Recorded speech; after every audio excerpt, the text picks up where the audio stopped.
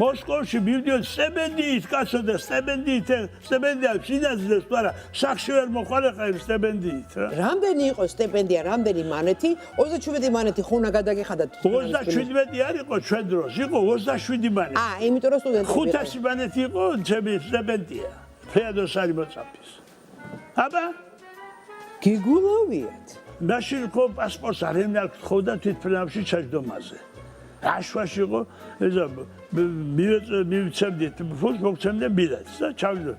ერთხელ ავიღე ხა ეს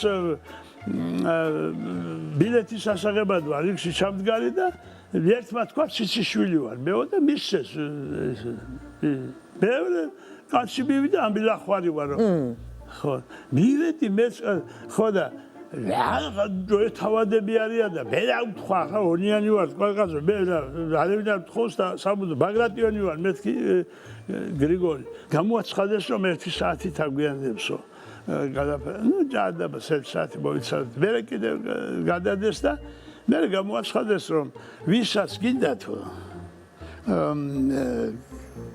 გაფრენაო ხვალდილი წავა ეს რეისო დღეს ვეღარ წავა უკვე დაღამდა ხო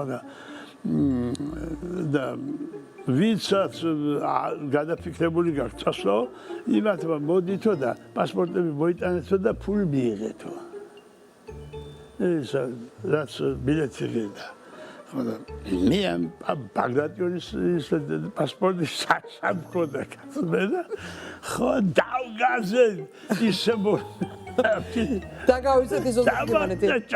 მოდი ვნახოთ ამ